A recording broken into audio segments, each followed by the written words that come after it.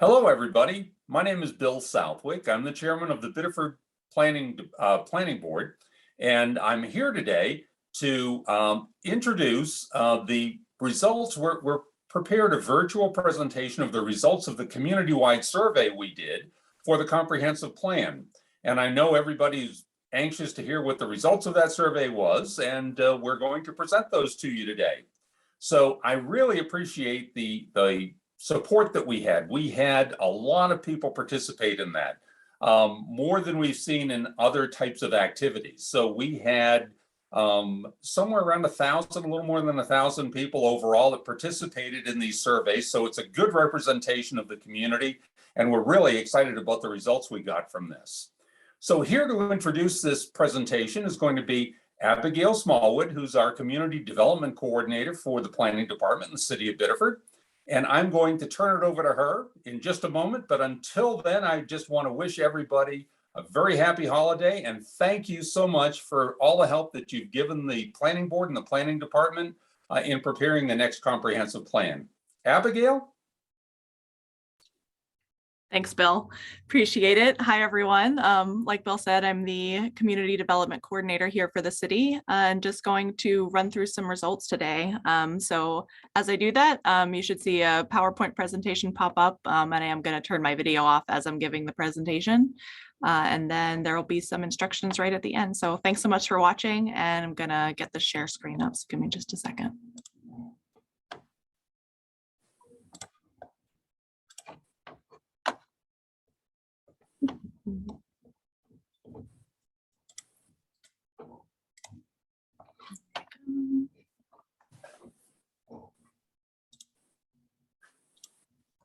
All right. Hopefully that's showing up nicely for you all. Again, thank you so much for watching this presentation. This comprehensive plan survey we conducted back in September. It went out to the whole community. So we really wanted to be able to receive feedback from multiple Biddeford community members, both folks who live here and work here, play here, all that fun stuff. The survey was available online, and we also mailed out a paper version of the survey to every address. We would like to acknowledge that we are aware of at least some addresses that didn't receive the paper survey.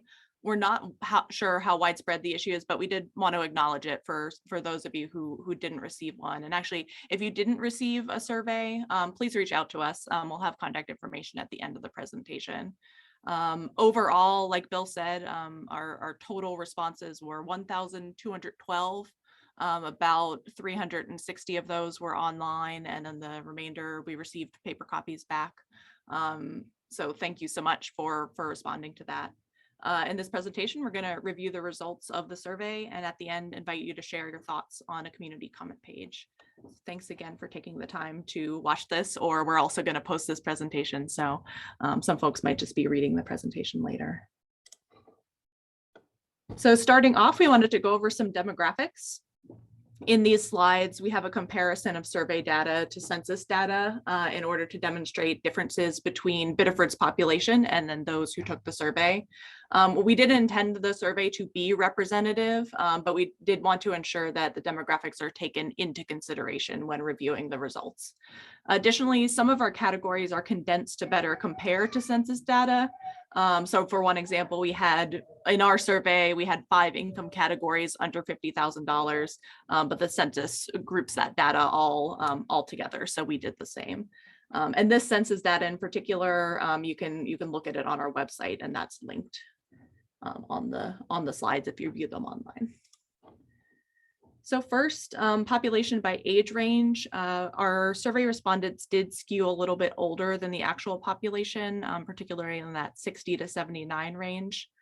Also important to note that the census breaks it down for our younger population in a 0 to 9 and 10 to 19-year-old range, but we wanted to get a sense of our high school age folks. So we did do an under 18 and then an 18 to 24 and a 25 to 29 range. So you'll see a little slight difference there, but for the most part, this gives us a pretty good sense of where some of our differences are, and that we are skewing a little bit older, and that we'd like to work on really getting to that 20 to 29 range, which is a really big range here in Biddeford. Next, we have highest level of education. So survey respondents were more likely to have a college degree. 59% of our respondents had a bachelor's degree or higher, compared to 28% of the actual population. We also did collect more specific information than the census. We separate out trades and associate's degrees, and that could account for some differences depending how the census categorizes those. Next, we have median household income. Respondents to our survey did tend to have higher household incomes, though those middle two ranges of 50 to 100,000 and 100 to 200 were fairly representative. But we did see, you'll see pretty significant difference on those under 50,000, and also the above 200,000 were fairly overrepresented. Next, we have race and ethnicity. We've actually made these charts to show only the percentages for non-white respondents. Just as a note, in our survey, about 94% of respondents were white compared to our actual population, which is right around 90%. So a fair difference there. We also include Middle Eastern and North African as a separate category in our surveys, because this is a significant population in Biddeford, but it's not actually an official census category. We did also allow participants to select as many races as applied, while the census separates out 2+ as a different category. So some minor differences, but we can still see a few variations in number of respondents compared to that census data. Next, we wanted to get a sense of where survey participants live. We provided this map that you can see, and people selected what area they live in. First, we wanted to see just in general how those percentages compared to the actual population based on area. And we are also working on an analysis of some data based on these areas, particularly questions on neighborhoods, which aren't included in this presentation, as well as, we'll talk about it a little bit later, but there's some downtown specific questions. So again, this deeper analysis in progress. Broadly looking at this, area 2, which as you can see includes the downtown, is a bit underrepresented. We'd expect that number to be at least at 50%, and then area 5 is overrepresented at around 20%.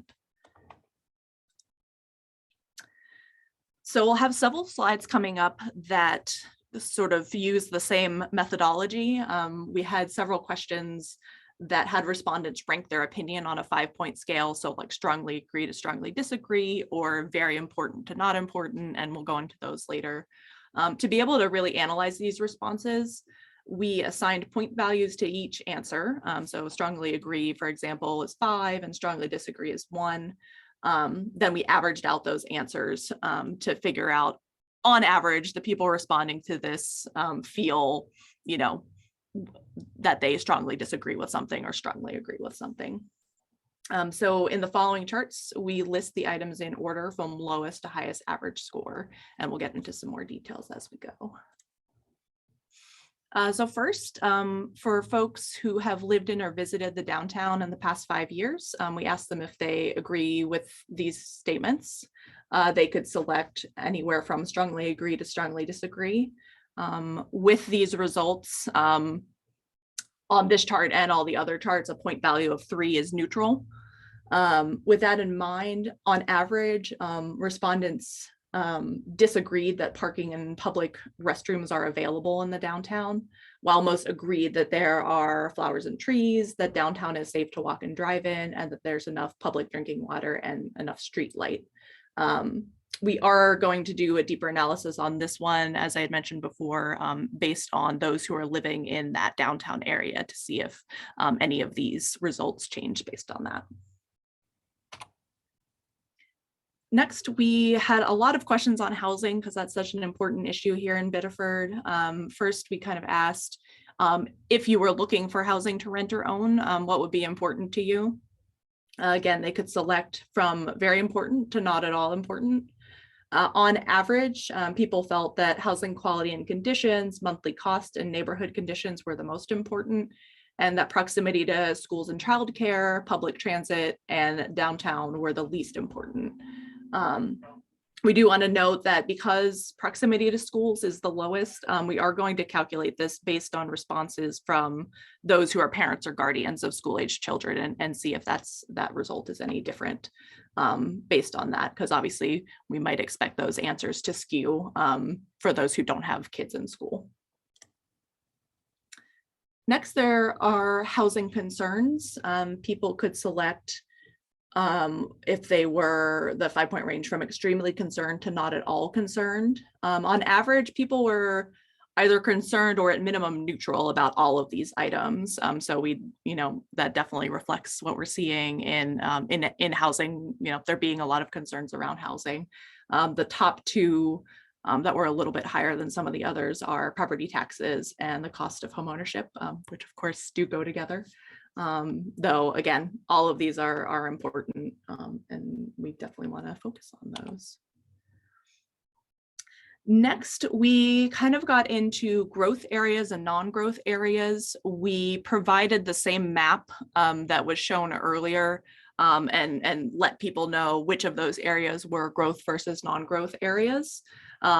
Typically what that means is if an area has been identified as a growth area, that is a place where development can happen in housing and other items depending on the zoning. So typically you'll see that growth areas are those urban or suburban areas, where your non-growth areas are rural.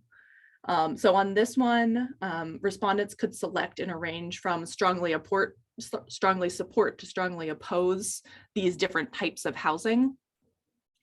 We didn't have a specific option if people didn't want a housing type at all in a certain area, but respondents were able to leave lines blank. So we took those sort of blank responses as if people didn't want that item. Even though that was the case, we had roughly equal numbers of respondents in both growth and non-growth areas and for each type of housing. The results are pretty similar. You'll see we made the two charts match, so the items are in order. On the growth area, you'll see that duplex is the, senior and elderly housing is slightly higher than that duplex or two family, where in non-growth it's reversed. So slightly more people wanted duplex versus senior housing in non-growth areas. Next, we provided a few different options for addressing growth in Biddeford over the next 5 to 10 years. We know we have a growing population and we really want to see what the community thinks about how to address that growth. People could respond to these 4 items. They could strongly support all the way down to strongly oppose. On average, people were supportive of all of the items. You can see that even the lower ones were over that neutral 3 number, though we did see a good amount more support for expanding growth areas west of I-95. Next, we have a chart on how many new housing units should go in each area. So in the survey, we said, you have 100 units, what areas would you like to put those 100 units in? Again, we did that breakdown of what a growth versus non-growth area. And for this one specifically, we do want to note that in area 3, only the western half is a growth area and that eastern half is non-growth. So that was made clear that if people put any units in that area, they'd be going in the growth area. On average, we totaled up the numbers of units that people put in each area and kind of found an average of that. And you can see those amounts here. Then we totaled those and created this percentage calculation you can see here. So definitely higher in area 1 and area 2. That kind of reinforces the info from the earlier slide where we want to build up urban density, so that area in and around the downtown. And then there was that top result in the last slide about developing west of the turnpike, which you could see that's the separating line for area 1. The next, this one's a lot of information, so it might be a good one to look at later, but we'll go through it a little bit. We provided these sort of sectors or categories and asked people if they thought they should be in growth or non-growth areas. So we had people select one answer for each. So you could select growth, non-growth, or if you had no preference, or if you didn't know. So in order to create this chart, we used just those who said growth, non-growth, or no preference. And then for those that selected no preference, we split those units into growth and non-growth, thinking that if someone has no preference, they wouldn't mind if it's in either growth or non-growth. So we wanted to put those opinions down into the lower categories to be able to calculate these percentages shown on the screen. So you can see starting at the left, it's those who prefer more growth in these items more in the growth category, all the way to the right where they prefer them more in the non-growth category. There is a note at the bottom. There were a few where if you look at all four options, there wasn't really a clear majority. Again, probably a note best to look at later, but broadly, these were, people like either didn't have a preference, like no preference was the second highest answer, or for that industry and manufacturing, it was pretty even between growth and non-growth. So that it does kind of bear out in this chart that we made, but we did want to make note of that. Next, we kind of got the sense of how much people supported us at the city working in these particular areas. We do want to make a special note that this chart starts at 4, not 0. So while some of those higher ones might look low, actually, even the lowest one is above 4.3 out of 5. So respondents were most supportive of city working on, as you could see, all types of water quality, with the Saco River water quality being at the top. But really, those top 3 ones are all on water quality. And then again, we really saw some pretty strong support from all respondents to work in these areas. Next, we had a couple questions on climate change, and we wanted to make a note on this one because the charts will look similar to earlier charts, but it's actually a little bit different result. This was a ranking.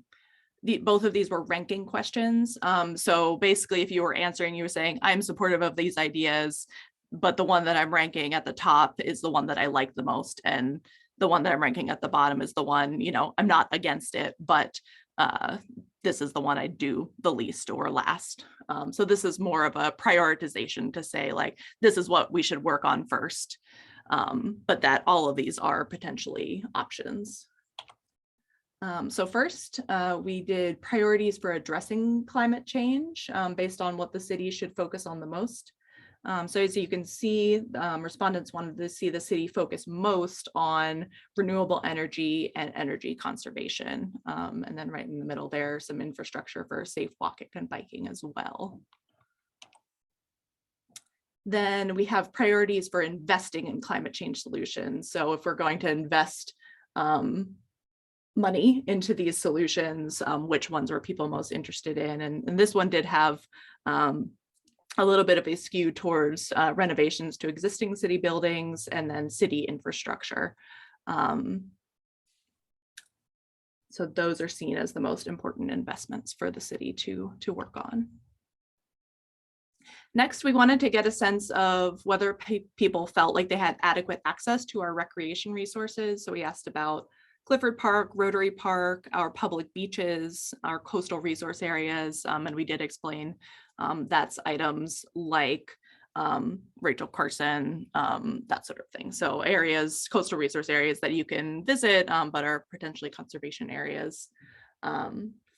For the most part, people did feel like they had adequate access to all of these areas. You could see Marblehead Boat Launch is the lowest, but that was sort of, the results sort of suggest that maybe it's not well known in the community, because that had 36% of people saying that they just didn't know, not that they necessarily didn't have adequate access. We also noted that the closer the listed resource was to the downtown, the more people found it accessible, which does make sense. But it was good to see that come out in the results. So people feel like they have pretty solid access to Clifford Park, which is just outside of the downtown, and then sort of down from there. That is it for the presentation. We again have some more analysis coming, so please stay tuned for that. If you're watching the video, you can go to biddefordmaine.org/comp-plan or comprehensive plan to access these links below. These links will be clickable if you go to the presentation itself. So we have a community page where you can leave comments on what you think the city's priorities should be, what additional information you'd like analyzed from the survey, and any other comments you'd like to share. There's also a form on the city website if you prefer to submit comments that way. And later on, we'll have a chance for our folks to vote on those comments that are made on the community page and the ones that are supportive. Some of the further analysis we're working on, in addition to what I've mentioned, is tying these survey results in with the topic-based surveys we've done earlier in the year. You can view the raw results for those surveys on the website. And we also, excuse me, conducted focus groups for each of those topics, and summaries of those have just recently been uploaded to the topic pages as well. If you do have questions or you want to share your comments via email or phone, please feel free to email me, abigail.smallwood@biddefordmaine.org, or give the planning department a call, the number right there, 284-9115. So again, thank you so much for watching this presentation. I hope you provide some really great comments. We really love to hear from you, and we really want to make sure that this comprehensive plan is responsive to you, the community members, and really hearing what you want and being able to reflect that in our plan and our values. So thank you very much.